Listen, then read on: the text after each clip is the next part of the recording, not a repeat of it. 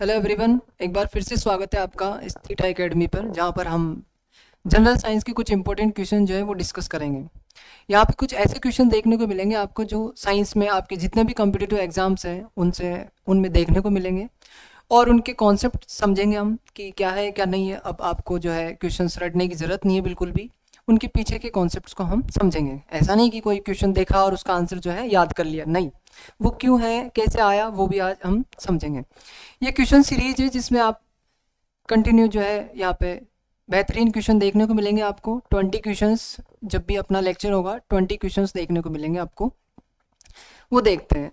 तो अपनी ये जो सीरीज है इसका आज फर्स्ट लेक्चर है जिसका हम जो है 20 क्वेश्चंस को डिस्कस करेंगे। तो आइए देखते हैं 20 क्वेश्चन कौन से हैं। सबसे पहले यहाँ पर अपन जो है यहाँ पर अपना जो लेक्चर है आज का, जिसके अंदर अपन एसिड बेस या फिर मेटल नॉन मेटल या फिर जो है संचारण वगैरह इनसे रिलेटेड कुछ क्वेश्चंस है उनको देखेंगे आज अपन, ठीक है। तो सबसे पहला क्वेश्चन जो है वो आ रहा है, निम्नलिखित में से कौन सा ऊष्मा का बहुत अच्छा चालक है। यहाँ पर जो है इस क्वेश्चन में अपन बात करें, यहाँ पे निम्नलिखित में से कौन सा ऊष्मा का बहुत अच्छा चालक है ना। निम्नलिखित द्रवों में से, ये द्रव लिखा हुआ है यहाँ पर, ध्यान देना, यहाँ पर क्या लिखा हुआ है, यहाँ पर द्रव। तो अपन बात करेंगे यहाँ पर निम्नलिखित में से कौन सा जो है ऊष्मा का बहुत अच्छा चालक है। बहुत अच्छे चालक की बात करें तो देखो यहाँ पर चालक कौन होता है, अपन कहते हैं धातुएं। कौन होती है? ये जो धातुएं होती है ना वो ऊष्मा की क्या होती है, चालक होती है। जबकि जो अधातुएं होती है ना वो क्या होती है, ऊष्मा की कुचालक के अंदर आती है। यहाँ पर चालक, ऊष्मा का चालक मतलब जो ऊष्मा का प्रवाह होने देता है अपने अंदर से, उसको अपन क्या कहते हैं, ऊष्मा का चालक होना। जो ऊष्मा को अपने अंदर से बहने देता है उसको अपन ऊष्मा का चालक। अब जैसे बेंजीन है तो बेंजीन क्या होता है, C6H6। क्या होता है, C6H6। यानी कि C6H6 की बात करें तो ये बेंजीन जो है, बेंजीन C6H6 ये क्या है, एक अपन बात करें यहाँ पे बेंजीन C6H6 ये क्या है, कार्बनिक यौगिक है। क्या है, कार्बनिक। और कार्बनिक यौगिक कैसे होते हैं, ऊष्मा के कुचालक। ऐसे ईथर भी कौन है, कार्बनिक यौगिक। ऐसे पानी की बात करें तो पानी भी क्या है, यहाँ पर अकार्बनिक यौगिक है। अपन कहते हैं यहाँ पे ऊष्मा के चालक कौन होंगे, धातुएं। कौन होती है, धातुएं। तो पारा कौन है, यहाँ पे पारा को अपन Hg से लिखते हैं, और ये कौन है, धातु। कौन है ये, धातु है। और धातु इस वजह से ये क्या हो जाएगी, ऊष्मा की चालक। क्या हो जाएगी। तो अपन कहते हैं बाकी तीन ऑप्शन क्यों नहीं है वो भी अपन को मालूम होना चाहिए, कि जैसे यहाँ पे बेंजीन, ईथर, ये दोनों क्या है, कार्बनिक यौगिक। ऐसे पानी जो है अपन बोले ये अकार्बनिक यौगिक में आता है, और ये जो है ऊष्मा का चालन नहीं होने देता। अब बाकी अपन बात करें, पारा क्या है, धातु है, और ये ऊष्मा का चालन होने देता है। तो यहाँ पे ऊष्मा का चालक कौन हो गया, पारा। ऐसे माइका की बात करें तो माइका क्या होता है, ये एक सिलिकेट होता है। क्या होता है, सिलिकेट होता है। ये एक सिलिकेट होता है। यहाँ पर माइका जो है वो एक सिलिकेट है। और सिलिकेट जो है ना ये वाला, अपन कह रहे हैं माइका क्या है, यहाँ पे ऊष्मा का चालक, या फिर यहाँ पे बोले विद्युत का कुचालक। क्या है, तो माइका एक सिलिकेट है, और यहाँ पर सिलिकेट, इसमें इलेक्ट्रॉन फ्री नहीं होते, इसमें इलेक्ट्रॉन फ्री नहीं होते। जैसे माइका की बात करें, यहाँ पे सिलिकेट क्या होता है, SI, यहाँ पर O, यहाँ पे लगा दिया O, यहाँ पर O, यहाँ पर O, नेगेटिव नेगेटिव, यहाँ पे नेगेटिव, यहाँ पे नेगेटिव। तो इसको क्या कहते हैं अपन, यहाँ पर सिलिकेट। क्या कहते हैं इसको, सिलिकेट होते हैं। और सिलिकेट के अंदर जो है यहाँ पे सिलिकॉन के पास कितने इलेक्ट्रॉन थे, 4। एक यहाँ पर 2, यहाँ पर 3, यहाँ पर चारों इलेक्ट्रॉन उसने क्या कर दिया, शेयर कर दिया। तो कोई भी इलेक्ट्रॉन इसके पास फ्री नहीं है। और इलेक्ट्रॉन फ्री नहीं होने की वजह से क्या होता है, ये विद्युत का तो कुचालक होता है। क्या होता है, विद्युत का कुचालक होता है। बाकी ये जो है अगर इसकी स्ट्रक्चर की बात करें तो कंटिन्यू रहता है बिल्कुल, जैसे ये भी आगे जुड़ा रहेगा, फिर ये आगे जुड़ा रहेगा, ये और ये कंटिन्यू जुड़ा रहता है ना, इस तरह से बिल्कुल। और कंटिन्यूअस बिल्कुल रहेगा स्ट्रक्चर, तो ये आराम से ऊष्मा का क्या होता है, प्रवाह होता रहता है। कंटिन्यू है, ये ऊष्मा को क्या होता है, फ्लो होने देता है। तो ऊष्मा का क्या हो जाएगा, चालक हो जाएगा।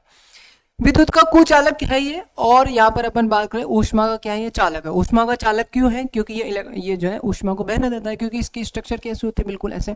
ये स्ट्रक्चर इसके होती है 3D के अंदर, किसके अंदर होती है, 3D है ना, 3D के अंदर शीट स्ट्रक्चर होती है इसकी। कैसी होती है, 3D के अंदर शीट स्ट्रक्चर के अंदर होती है, 3 डायमेंशनल स्ट्रक्चर हो जाएगी इसकी। तो इस वजह से यहाँ पर एक नेटवर्क लाइक स्ट्रक्चर बन जाती है ना, 3D sheet network like structure बन जाती है, कॉम्प्लिकेट हो जाती है। तो इस वजह से ये ऊष्मा को तो क्या होता है, फ्लो होने देता है, लेकिन यहाँ पे इलेक्ट्रॉन फ्री नहीं होने की वजह से कैसा है, ये विद्युत का कुचालक। तो अपन कहेंगे विद्युत का तो कुचालक है और ऊष्मा का क्या है, चालक है। तो ऑप्शन फर्स्ट जो है उसका आंसर हो जाएगा। ऐसी बात करें यहाँ पर मिश्रण कौन सा नहीं है, तो मिश्रण होता क्या है यहाँ पर, पहली बात तो दो चीजों को अपन क्या करते हैं, मिक्स। दो चीजें कौन कौन सी है, जैसे अपन बात करें दो यौगिकों को मिला देते हैं, जैसे ये हो गया एक यौगिक, ये हो गया, और प्लस दूसरा यौगिक ये हो गया। तो दो यौगिकों को जब मिला देते हैं तो इनसे कौन बनता है यहाँ पे मिश्रण, कौन बनता है मिश्रण बनता है। जैसे यहाँ पे यौगिक, पहला यौगिक लिया NaCl, दूसरा यौगिक मान लो पानी ले लिया, तो इन दोनों को मिला दिया तो जो बनेगा वो कौन बनेगा मिश्रण, है ना। नमक का जो पानी बनेगा उसको क्या बोलेंगे अपन मिश्रण बोलेंगे। तो यहाँ पर मिश्रण कब बनेगा, जब दो यौगिक आपस में मिलेंगे, दो अलग अलग प्रकार के यौगिकों को जब मिलाया जाता है तो कौन बनता है मिश्रण बनता है। तो यहाँ पे पूछा मिश्रण कौन सा नहीं है। अब देखो वायु, वायु के अंदर बहुत सारी गैसें होती है, मतलब बहुत सारी गैसों का क्या है मिश्रण है, तो यहाँ पे वायु थे क्या हो जाता है मिश्रण हो जाता है।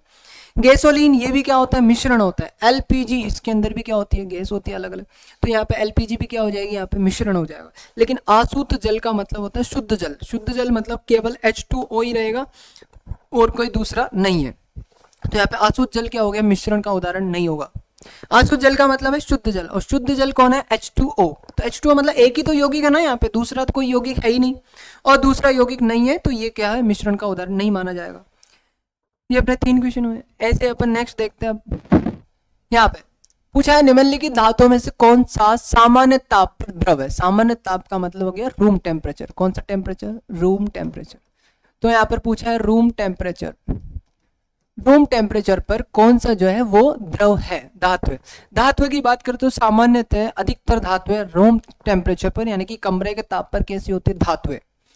धातुएं जो होती है वो कैसी होती है सॉलिड होती है, कैसी होती है सॉलिड। लेकिन यहाँ पर पूछा है कौन सी धातु है जो सामान्य ताप पर यानी कि इस टेम्परेचर पर भी कैसी होती है द्रव होती है। तो कौन सी धातु होगी यहाँ पर, वो याद रखना है अपन को। देखो सीसा, यहाँ पे पारा, निकेल और टिन। टिन का मतलब होता है एसएन, ये तो सॉलिड होता है। निकेल ये गया एनआई हो गया, ये भी सॉलिड होता है। सीसा का मतलब क्या होता है यहाँ पर पीबी, क्या होता है पीबी लेड, लेड को अपन सीसा कहते हैं। ऐसे ही पारा, पारा को अपन मरकरी भी कहते हैं, क्या कहते हैं इसको मरकरी। और इसका यहाँ पे सिंबल क्या होता है इसका Hg, क्या होता है इसका सिंबल। तो इनके सबके सिंबल भी याद रखना है यहाँ पर कि टिन का मतलब क्या होता है Sn, निकेल मतलब Ni, पारा मतलब इसको मरकरी भी कहते हैं, और यहाँ पर क्या होता है Hg इसका सिंबल होता है। सीसा को लेड कहते हैं, यहाँ पर इसका Pb क्या होता है सिंबल होता है। प्लम्बेट भी कहते हैं इसको, क्या कहते हैं प्लम्बेट, इसलिए यहाँ पर Pb सिंबल होता है। अब पूछा यहाँ पर कि यहाँ पर कौन सा जो है वो रूम टेम्परेचर पर कैसा होता है लिक्विड होता है। तो ये तो सॉलिड होता है, निकल भी सॉलिड होता है, ये वाला यहाँ पे पीबी भी क्या होता है सीसा, वो भी कैसा होता है सॉलिड ही है। तो यहाँ पर आंसर क्या होगा मरकरी, मरकरी कैसा होता है लिक्विड, तो इसके ब्रैकेट में L लगाएंगे अपन, तो यहाँ पर मरकरी बनता है इसका आंसर। रूम टेम्परेचर पर कौन सा धातु है जो लिक्विड होता है, तो इसका याद रखेंगे अपन कौन सा होता है मरकरी। ज्यादातर धातु कैसी होती है सॉलिड, लेकिन यहाँ पर एक्सेप्शन है, अपवाद कौन सा बनेगा मरकरी। मरकरी रूम टेम्परेचर पर कैसा होता है लिक्विड। फिर बात करें शुद्धिकरण की प्रक्रिया, जिसमें गंदे पानी का उपचार फिटकरी से करते हैं, ये प्रक्रिया क्या कहलाती है। यानी कि जो गंदा पानी होता है उसके अंदर जैसे फिटकरी डालते हैं तो जितनी भी गंदगी है वो नीचे जाके क्या हो जाती है जमा हो जाती है, डिपॉजिट हो जाती है, और नीचे जाके जमा हो जाती है। इसी प्रक्रिया को अपन क्या बोलते हैं यहाँ पर स्कंदीकरण, क्या कहते हैं इसको स्कंदीकरण, या फिर क्या कहते हैं स्कंदन, क्या कहते हैं स्कंदन। यानी कि जो गंदा पानी है उसके अंदर जैसे फिटकरी को ऐड किया तो उस वजह से क्या होता है जितनी भी गंदगी है उसके अंदर वो सारी नीचे जाके क्या हो जाएगी डिपॉजिट हो जाएगी, और इस प्रक्रिया को अपन क्या कह देंगे यहाँ पे स्कंदन। ठीक है, नेक्स्ट अपन बात करें यहाँ पर पायस। पायस एक कॉलॉइड होता है ना। पायस, पायस क्या होता है यहाँ पर कॉलॉइड, किसका कॉलॉइड है। तो यहाँ पर दो चीजें मिली होती है यहाँ पर पायस के अंदर। पायस के अंदर क्या होगा द्रव में द्रव का, किसके अंदर लिक्विड में, जब लिक्विड मिला होता है यहाँ पर तो उसको अपन बोल देंगे यहाँ पे पायस, क्या बोल देंगे पायस, द्रव में द्रव का। नेक्स्ट अपन बात करते हैं यहाँ पर जल का वाष्प में परिवर्तन क्या कहलाता है। यानी कि जल है यहाँ पर बोला H2O है, H2O ये लिक्विड स्टेट में होता है, इसको अपन क्या कहते हैं जल। जब भी H2O लिक्विड स्टेट में होता है इसको जल बोलते हैं। और जैसे ही इसको क्या कर दिया अपन ने गर्म कर दिया, यानी कि इसको जैसे ही हीट दे दिया, हीट देते ही ये जो है H2O लिक्विड से कहाँ चल जाएगा गैसीय अवस्था में, है ना, गैसीय स्टेट में चल जाएगा, जिसको अपन क्या कह देंगे वाष्प, क्या कह देंगे वाष्प, या फिर इसको अपन कहते हैं भाप, क्या कहते हैं भाप। तो ये जो वाटर है लिक्विड स्टेट से सीधा कहाँ गया वेपर में, कहाँ चला गया वेपर में चला गया, यहाँ पर वेपर में चला गया। तो ये किसकी वजह से गया ऊष्मा की वजह से। अब देखो यहाँ पर ये लिक्विड था, ये क्या था द्रव था, और द्रव से कहाँ चला गया ये वाष्प में चला गया, कहाँ चला गया वाष्प अवस्था में। तो ये द्रव और वाष्प ये क्या है इनकी भौतिक अवस्था है, क्या है भौतिक अवस्था। ये भौतिक अवस्था में क्या हो गया परिवर्तन हो गया, इसलिए ये कौन सा परिवर्तन कहलाएगा भौतिक परिवर्तन। क्या कहलाएगा जब भी कोई पदार्थ सॉलिड से कहाँ चल जाए लिक्विड में, लिक्विड से कहाँ चल जाए गैस में, या फिर गैस से कहाँ आ जाए लिक्विड में, या फिर लिक्विड से कहाँ आ जाए सॉलिड फील्ड में, तो ये कौन सा परिवर्तन कहलाता है? भौतिक परिवर्तन। तो भौतिक परिवर्तन को पहचानने का सीधा सा तरीका है कि उसकी भौतिक अवस्था में क्या होगा? परिवर्तन। ये सॉलिड, लिक्विड और गैस, ये क्या कहलाती है? पदार्थ की भौतिक अवस्था है। क्या कहलाती है? भौतिक अवस्था है। तो केवल अगर भौतिक अवस्था में परिवर्तन है तो उसको अपन भौतिक परिवर्तन के अंदर मानते हैं। दूसरा यहाँ पर बात है, ये भौतिक परिवर्तन कैसा होता है? उत्क्रमणीय, यानी कि रिवर्सिबल होता है। ऐसा सॉलिड से लिक्विड बना लिया, जैसे आइस से वाटर बना सकते हैं, वाटर से वापस आइस बना सकते हैं। ये रिवर्सिबल जो प्रोसेस होता है ना, ये किसके अंदर आता है? भौतिक परिवर्तन में। तीसरा चीज अपन देखेंगे, भौतिक परिवर्तन का मतलब क्या होता है? कोई भी नया चीज नहीं बनता। यहाँ भी H2 ही था, यहाँ भी H2 ही था, केवल भौतिक अवस्था में परिवर्तन हो रहा है, कोई भी नया सब्सटेंस नहीं बनता। नो न्यू सब्सटेंस फॉर्म, कोई नया पदार्थ नहीं बनता। ये भौतिक परिवर्तन को पहचानने का एक तरीका है। तो यहाँ पर कह रहे हैं, यहाँ पे जल का वाष्प में जो परिवर्तन हुआ ना, ये कौन सा परिवर्तन के अंदर आएगा? भौतिक परिवर्तन में, क्योंकि वाष्प से वापस जल बना सकते हैं। उत्क्रमणीय हो गया ना, रिवर्सिबल है ना, टेम्परेरी चेंज होता है। कैसा होता है? टेम्परेरी। ऐसा नहीं कि एक बार जल से वाष्प बन गया तो बन गया, वापस वाष्प से जल नहीं बना सकते, नहीं, परमानेंट नहीं है। कैसा? ये टेम्परेरी है, रिवर्सिबल है, नया सब्सटेंस इसके अंदर नहीं बनता, और ओनली भौतिक अवस्था में क्या होता है? परिवर्तन होता है, उसको अपन भौतिक परिवर्तन कहते हैं। तो जल का वाष्प में परिवर्तन क्या है? भौतिक परिवर्तन।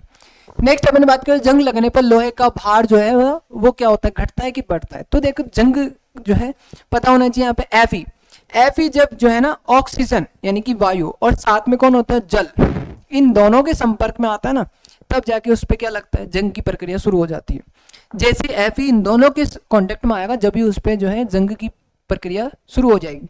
दोनों में से किसी एक के कांटेक्ट में आएगा तो जंग लगना शुरू नहीं होगा, दोनों के कांटेक्ट में आना चाहिए, तब जाके बनता है यहाँ पे Fe, है ना। यहाँ पे बनता है Fe2O3.3H2O। क्या बनता है? 3H2O। तो इस तरह से इसका एक फॉर्मूला होता है यहाँ पर। ये जंग का क्या हो जाता है? यहाँ पर सूत्र हो जाता है यहाँ पे। तो जंग का सूत्र देखने को मिलता है। Fe पहले अकेला ही था, यहाँ पे देखो Fe अकेला ही था, इसके साथ जैसे जंग की प्रक्रिया शुरू हुई तो इसका क्या बन गया? जंग बन, है ना, जंग लग गई, तो इस तरह से एक बड़ा सा क्या बन गया? सब्सटेंस बन गया, कंपाउंड बन गया। तो इस तरह से यहाँ पर बताओ, देखिए भार पहले तो ओनली Fe था, अभी देखो इतना बड़ा सब्सटेंस बन गया, मतलब इसका क्या हो गया? भार जो है बढ़ गया। क्या हो गया?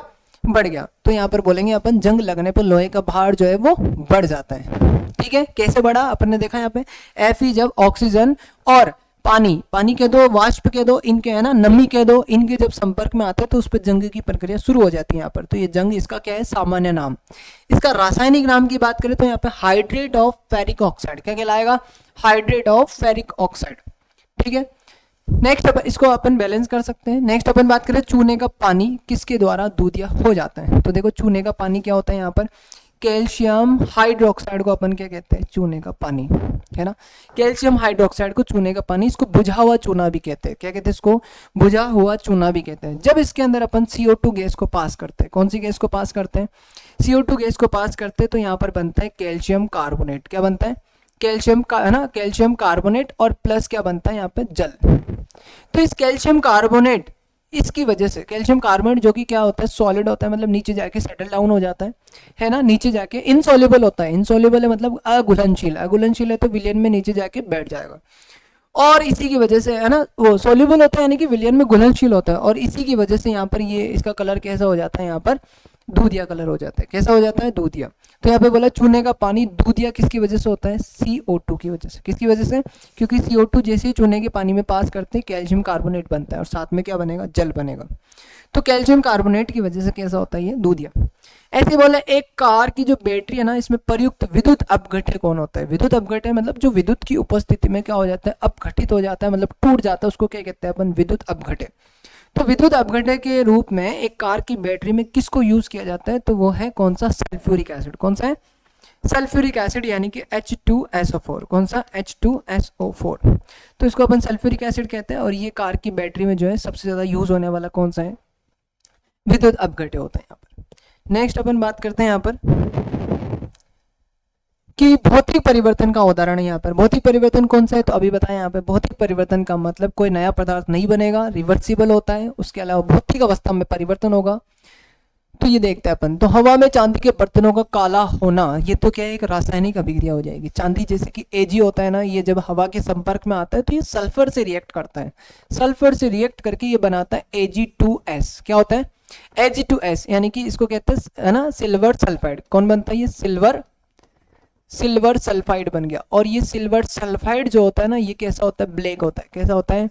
ये ब्लैक कलर का होता है, इस वजह से यहाँ पर क्या हो जाती है, चांदी जो होती है ना सिल्वर, ये जो सिल्वर है ये सल्फर के कांटेक्ट में आता है, किसके कांटेक्ट में आता है, सल्फर के कांटेक्ट में आने की वजह से ये एक कंपाउंड बनता है Ag2S, जो कि कैसा होता है, इसका नाम क्या है, सिल्वर सल्फाइड, और कैसा होता है, ब्लैक कलर का होता है। इसी वजह से यहाँ पर क्या होते हैं, चांदी जो है ये इसके बर्तन काले पड़ जाते हैं। तो ये तो क्या होगी, रासायनिक अभिक्रिया हो गई ना, एक नया सब्सटेंस बन गया, पहले Ag था अभी Ag2S बन गया, न्यू सब्सटेंस फॉर्म हो गया, मतलब ये तो रासायनिक पर है ना अभिक्रिया हो गई। ऐसे मोमबत्ती का जलना, मोमबत्ती का जलने की बात करें, मोमबत्ती जो है जल जाती है तो यहाँ पर जैसे CO2 गैस बाहर निकल जाती है यहाँ पर, है ना, तो ये भी क्या हो गई, एक रासायनिक अभिक्रिया हो गई। जलने वाली जितनी भी प्रक्रिया है, कंबशन जिनको कहते हैं, दहन जिनको कहते हैं, वो सारी कौन सी होती है, रासायनिक अभिक्रिया के अंदर ही आती है। रासायनिक परिवर्तन में आता है दहन, दहन किस में आता है, रासायनिक के अंदर।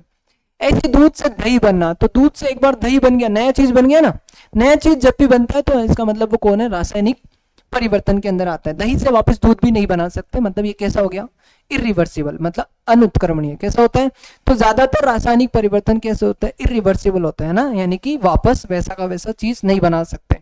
ये रासायनिक परिवर्तन को पहचानने का तरीका। दूध से दही तो बना सकते हैं, लेकिन दही से वापस दूध नहीं बन सकता, मतलब ये भी कौन है, रासायनिक परिवर्तन के अंदर आएगा। लेकिन पानी में चीनी का घुलना, पानी में जब चीनी घोल देते हैं, यहाँ पर जैसे यहाँ पर बोले पानी है, यहाँ पर H2O बोला, जल हो गया, और प्लस चीनी घोल दिया यानी कि शुगर, है ना, और दोनों से मिलकर जैसे यहाँ पर बात करें, यहाँ पर स्वीट वाटर बन जाएगा। क्या बन जाएगा, स्वीट वाटर। स्वीट वाटर बन गया, तो यहाँ पर सिर्फ घुला, यहाँ पर इन दोनों के बीच में कोई रिएक्शन नहीं हुई, है ना। यहाँ पर H2O शुगर दोनों रिएक्ट करके क्या बनता है, स्वीट वाटर। इससे वापस ये बना सकते हैं आराम से, जैसे इसको गर्म करेंगे पानी वाष्प बन के उड़ जाएगा, नीचे कौन रह जाएगी, वापस शुगर रह जाएगी। मतलब ये कैसा हो गया रिएक्शन, ये वाला जो है वो कैसा प्रोसेस हो गया, उत्क्रमणीय, रिवर्सिबल है ना, रिवर्सिबल प्रोसेस होने की वजह से कैसा हो गया यहाँ पर। अब हम बात करेंगे भौतिक के अंदर आएगा, किसके अंदर आएगा, तो भौतिक और जो है रासायनिक। ज्यादातर रासायनिक कैसे होते हैं, इरिवर्सिबल, और ज्यादातर भौतिक कैसे होते हैं, रिवर्सिबल, मतलब वापस वही चीज बना सकते हैं। तो यहाँ पर जो है पानी में चीनी का घुलना, ये किसके अंदर आएगा, भौतिक परिवर्तन में, यानी कि ये कैसा है, उत्क्रमणीय हो गया। तो ये भौतिक परिवर्तन का है ना उदाहरण कौन सा आएगा, पानी में चीनी का घुलना, है ना। चांदी के बर्तनों का काला होना, ये रासायनिक परिवर्तन है। ऐसे ही मोमबत्ती का जलना, जितनी भी जलने वाली प्रक्रिया है, दहन वाली प्रक्रिया है, वो हो जाएगा कौन सा, रासायनिक परिवर्तन। ऐसे दूध से दही का बनना, तो यहाँ पर भी ये भी कौन है, रासायनिक परिवर्तन। तो पानी में चीनी का घुलना जो है वो किसके अंदर आएगा, भौतिक परिवर्तन। निम्नलिखित में से कौन है ना, क्या रासायनिक अभिक्रिया नहीं है, कौन सी रासायनिक अभिक्रिया नहीं है, तो देखो यहाँ पे कागज का जलना, अभी बताया ना, जलने वाली जितनी भी प्रक्रिया है वो सारी किसके अंदर आएगी, रासायनिक में। यहाँ भी देखो कोयले का जलना, यहाँ भी जलना आ गया, मतलब ये भी रासायनिक है। यहाँ भी जलना आ गया, मतलब ये भी क्या है, रासायनिक। जहाँ भी जलना आ रहा है, जलने का मतलब क्या होता है, दहन। जलने का मतलब क्या है, दहन। तो जितनी भी दहन वाली अभिक्रिया है ना, वो किसके अंदर आती है, रासायनिक के अंदर आती है। अब बचे ये दोनों, तो इन दोनों में देखो भोजन का पकना, तो भोजन का पकना भी किस में आएगा, रासायनिक के अंदर। लेकिन पानी का भाप में बदलना, अभी बताया था, दोनों क्या है, उत्क्रमणीय, यानी कि पानी से भाप बन सकता है और भाप से वापस पानी भी बन सकता है, तो ये रिवर्सिबल हो गया ना। और पानी का मतलब क्या होता है, H2O, भाप का मतलब भी क्या है, H2O। तो देखो यहाँ भी H2O, यहाँ भी H2O, कोई नया चीज तो बना ही नहीं। तो जब तक कोई नया चीज नहीं बन रहा, तब तक वो किसके अंदर आएगा, भौतिक, है ना, किसके अंदर आएगा, भौतिक के अंदर। तो ये वाला जो है रासायनिक अभिक्रिया कौन सी नहीं है, तो नहीं है तो आंसर कौन सा हो जाएगा, सी वाला, यानी कि पानी का भाप में बदलना। ये कौन सा परिवर्तन है, भौतिक, ना कि रासायनिक। एक बात करें पुरानी किताबों का कागज जो है वो भूरा हो जाता है, यहाँ पे लिखा ना भूरा। भूरा जो है किस कारण हो जाता है, पुरानी किताबें जो होती है उनका कागज भूरा हो जाता है, क्यों हो जाता है, क्योंकि कागज के अंदर कौन होता है, सेल्यूलोज होता है। कौन होता है, सेल्यूलोज होता है। तो कागज के अंदर कौन होता है, सेल्यूलोज। और जब इतना टाइम तक जब होती है तो उनके अंदर क्या हो जाता है, उनके अंदर ऑक्सीडेशन हो जाता है, मतलब O2 से रिएक्शन करती है और उनका है ना, उनका ऑक्सीकरण होने की वजह से कैसे हो जाती है, वो भूरी हो जाती है। कि कहीं भी अगर कहीं ऑक्सीकरण की प्रक्रिया है तो वहां पे जो है कलर चेंज अपन को देखने को मिलता है। तो यहाँ पे सेलुलोज जो होता है ना, ये ऑक्सीजन से अभिक्रिया करने की वजह से क्या हो जाता है, यहाँ पे भूरा हो जाता है। और ऑक्सीजन का एड होना क्या होता है, ऑक्सीकरण। तो यहाँ पर इसका आंसर होगा सेलुलोज के ऑक्सीकरण से। किससे, ऑक्सीजन का एड होना ही क्या कहलाता है, ऑक्सीकरण। तो यहाँ पे सेलुलोज के अंदर ऑक्सीजन एड होने की वजह से उसका ऑक्सीकरण हो जाता है और इसी वजह से उसका रंग कैसा हो जाता है, यहाँ पे भूरा। जैसे एप्पल जो होता है, एप्पल अपन काट के ऐसे रख देते तो कुछ टाइम बाद वो भी भूरा स्टार्ट हो जाता है। उसका कारण भी सेम ही है, यही कि एप्पल के अंदर जो भी आयरन होता है उसका क्या हो जाता है, ऑक्सीकरण, है ना। ऑक्सीकरण होने की वजह से वो थोड़े टाइम बाद भूरा होने लग जाता है। सेम रीजन यहाँ पर है, सेलुलोज भी इतने दिन तक ऑक्सीजन से, ये बहुत स्लो रिएक्शन है ये वाली, और इस वजह से यहाँ पे काफी टाइम लगता है व्हाइट से इसको ब्राउन होने में। नेक्स्ट 13 के बाद अपन देखते हैं 14 नंबर का क्वेश्चन, और वो क्या कह रहे हैं, जल अपघटन में ऊर्जा किस रूप में उत्पन्न होती है ना। जब भी जल अपघटन होता है, जैसे कि यहाँ पर अपन बात करें, ये H2O है, इसका जल अपघटन जो है यहाँ पे अपन करते हैं, यहाँ पे इलेक्ट्रिक करंट पास करते हैं। कौन सा करंट पास करते हैं, इलेक्ट्रिक करंट पास करते हैं, तो यहाँ पे H2 प्लस O2 ये दोनों जो है अलग अलग हो जाते हैं, साथ में यहाँ पे ऊष्मा भी निकलती है। क्या निकलती है, ऊष्मा। तो यहाँ पर यही पूछा था कि जल अपघटन मतलब जल जब ब्रेक होगा तो कौन सी ऊष्मा जो है, यहाँ पर बोला ऊर्जा जो है, ऊर्जा किस रूप में उत्पन्न होती है, तो किस रूप में उत्पन्न होगी, ऊष्मा के रूप में। किस रूप में, ऊष्मा के रूप में। मतलब इस टाइम पे रिएक्शन का टेम्परेचर बहुत हाई रहेगा तो यहाँ पर ऊष्मा जो है देखने को मिलेगी। तो यहाँ पर बोला ऊष्मा के रूप में ऊर्जा जो है उत्पन्न होती है। ऐसे सिरका बोला, सिरके का रासायनिक नाम क्या है, तो सिरका होता है क्या यहाँ पे, CH3COOH, है ना। अब ये जो होता है ना, इसको तो अपन कहते हैं एसिटिक एसिड। क्या कहते हैं इसको, इसको अपन कहते हैं एसिटिक एसिड। इसका नाम क्या है, एसिटिक अम्ल। अब एसिटिक अम्ल जो है ना, इसका कितना 5 से लेके 8% जो सॉल्यूशन होता है, 5 to 8% सॉल्यूशन जो होता है उसको अपन क्या कहते हैं, सिरका। उसको अपन क्या कहते हैं, सिरका, है ना। ये इसका सामान्य नाम हो गया। तो यहाँ पर एसिटिक अम्ल ही है एक तरह से, लेकिन इसका 5 to 8% सॉल्यूशन है, उसको अपन ने नाम दे दिया सिरका। एसिटिक अम्ल CH3COOH ये जो होता है, इसका 5 to 8% सॉल्यूशन का नाम क्या है, सिरका। तो एक तरह से सिरके का रासायनिक नाम क्या होगा, है ना, एसिटिक अम्ल। क्या नाम है, तो यहाँ पर होगा एसिटिक अम्ल। एसिटिक अम्ल बोल सकते हैं, या फिर इसका जो है IUPAC नेम होता है जिसको बोलते हैं एथेनोइक अम्ल। क्या बोलते हैं, एथेनोइक अम्ल। इसको एथेनोइक अम्ल भी कहते हैं। तो दोनों ही इसके क्या है, रासायनिक नाम है। एसिटिक अम्ल भी इसका रासायनिक नाम है, ऐसे एथेनोइक अम्ल भी इसका क्या है, रासायनिक नाम आते हैं, है ना। ये सामान्य नाम है, जबकि ये IUPAC नेम है, ठीक है। बाकी इसका 5 to 8% सॉल्यूशन को अपन क्या नाम दे देते हैं, सिरका। ये ध्यान रखना है यहाँ पर। ऐसे निम्नलिखित, है ना, और सिरके का यूज क्या होता है, यहाँ पर अपन कहते हैं खाद्य पदार्थों को खराब होने से बचाता है। क्या करता है ये, खाद्य पदार्थों को खराब होने से बचाने का इसका काम होता है ना। फूड प्रिजर्वेटिव के रूप में इसका यूज होता है। ऐसे निम्नलिखित में से किस अम्ल में ऑक्सीजन नहीं है, ऑक्सीजन कौन सा एसिड में नहीं है, H है ना। नाइट्रिक एसिड क्या होता है, HNO3, है ना। नाइट्रोजन का एसिड होता है HNO3, तो यहाँ तो ऑक्सीजन दिख रहा है। सल्फ्यूरिक एसिड सल्फर का ना एसिड होता है जिसको बोलते हैं H2SO4, है ना, H2SO4, यहाँ भी ऑक्सीजन दिख रहा है। हाइड्रोक्लोरिक एसिड ये क्लोरीन का एसिड होता है जिसको अपन HCl लिखते हैं, तो यहाँ पर ऑक्सीजन अपन को नहीं दिख रहा, तो यहाँ पर कौन सा आंसर हो जाएगा, ये वाला, ठीक है। तो ये एसिड ध्यान रखना है, फॉर्मूला इनकी ध्यान रखना है। ऐसे धोने के सोडे का रासायनिक सूत्र क्या है, तो धोने का सोडा होता है क्या, यहाँ पर ध्यान रखना है। यहाँ पर एक तो धोने का सोडा होता है जिसको अपन बोलते हैं Na2CO3.10H2, ये इसका पूरा जो है फॉर्मूला है। Na2CO3.10H2 ये धोने का सोडे का क्या होता है, रासायनिक सूत्र होता है। तो यहाँ पर अपन को एक ही आंसर दिख रहा है Na2CO3, तो ये वाला यहाँ पर Na2CO3। इसके साथ 10 H2O के अणु जब जुड़े होते हैं तो उसको अपन क्या कह देते हैं, धोने का सोडा। ऐसे एक और होता है खाने का सोडा। खाने का सोडा कौन होता है, NaHCO3। कौन होता है, NaHCO3। इसको अपन कहते हैं खाने का सोडा या फिर मीठा सोडा। क्या कहते हैं इसको, मीठा सोडा, यानी कि बेकिंग पाउडर। इसको तो अपन बेकिंग पाउडर कहते हैं, और इसको क्या कहते हैं, वॉशिंग पाउडर। क्या कहते हैं इसको, वॉशिंग सोडा। तो इस तरह से यहाँ पे बेकिंग सोडा और एक हो गया, है ना, वॉशिंग सोडा। तो वॉशिंग सोडा का यहाँ पर आएगा Na2CO3, और बेकिंग सोडा कौन सा है यहाँ पर, NaHCO3। ये भी ध्यान रखना है। CaOH अभी अभी बताया, इसको क्या कहते हैं अपन, बुझा हुआ चूना। क्या कहते हैं इसको, यानी कि चूने का पानी।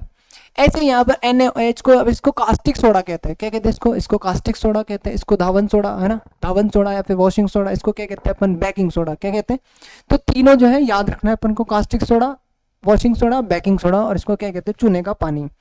ऐसे अपन बात करें स्वर्णकारों द्वारा प्रयोग में आने वाला एक्वारेजिया, ये कौन है, एक्वारेजिया निम्नलिखित में से किसको मिलाकर बनाया जाता है।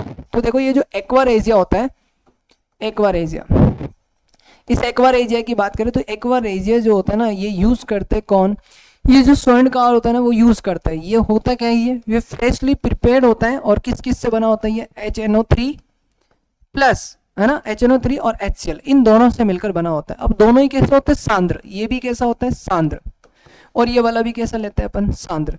सांद्र HNO3 और सांद्र HCl लेते हैं, और दोनों का अनुपात के अंदर लेंगे, जैसे HNO3 तो अपन लेते हैं 1 और अनुपात HCl कितना लेते हैं 3, तो 1:3 का क्या है, ये मिश्रण है। इसको अपन चाहे तो ऐसे भी लिख सकते हैं कि पहले अपन ने HCl को लिख दिया और बाद में किसको लिख दिया, HNO3 को, तो ये अनुपात क्या हो जाएगा यहाँ पे 3:1 हो जाएगा।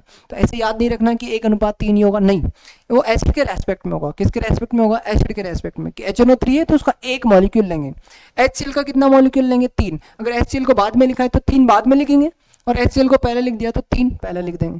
तो HNO3 अनुपात HCl बोला तब तो क्या आ जाएगा, 1:3, और अगर HCl अनुपात HNO3 बोला तब क्या होगा, 3:1। तो यहाँ पर इन दोनों का जो मिश्रण होता है ना, ये भी ये भी कौन है, प्रबल अम्ल, और ये भी कौन है, प्रबल, दोनों मिल जाते हैं तो ये जो सॉल्यूशन बनता है ना, ये और ज्यादा प्रबल हो जाता है, इतना प्रबल हो जाता है कि गोल्ड को भी क्या कर सकता है, मेल्ट कर सकता है। ये जो गोल्ड है ना, इस गोल्ड को भी क्या कर सकता है, ये मेल्ट कर सकता है ना, पिघला सकता है। तो इसलिए अपन इनको जो है, जो स्वर्णकार होते हैं ना, इस एक्वा रेजिया को क्या करते हैं, यूज करते हैं गोल्ड वगैरह की सफाई करने में, उनको साफ करने में, है ना। और ये किस किस से बना होता है, सांद्र HNO3 जिसको नाइट्रिक एसिड कहते हैं, और सांद्र HCl जिसको हाइड्रोक्लोरिक एसिड कहते हैं। तो आंसर बताओ कौन सा होगा यहाँ पे, स्वर्णकारों द्वारा प्रयोग में लाया जाने वाला जो एक्वा रेजिया है वो किस किस से मिलकर बना है, तो देखो एक तो नाइट्रिक एसिड होता है और एक कौन होता है, हाइड्रोक्लोरिक एसिड, इन दोनों से मिलकर बना होता है यहाँ पर, है ना। नेक्स्ट बात करें शुद्ध सोना, ये सबको पता है, जैसे शुद्ध सोना कितने कैरेट का होता है, तो यहाँ पर अपन बात करेंगे 24 कैरेट।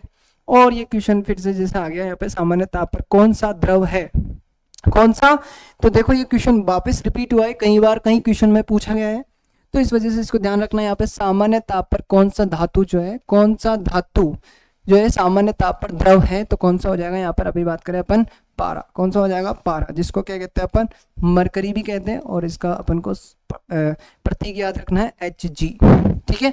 तो यहाँ पर अपने 20 क्वेश्चन आज के जो है कंप्लीट होते हैं, बहुत ही इंपॉर्टेंट क्वेश्चन है। और नेक्स्ट आगे भी हम जो है इसी तरह से और 20 क्वेश्चन की सीरीज जो है हम कंटिन्यू करेंगे, और आप जो है मेहनत करते रहिए और इन क्वेश्चंस को जो है कॉन्सेप्ट को समझिए इनके पीछे के, ठीक है। नेक्स्ट टाइम मिलते हैं, धन्यवाद।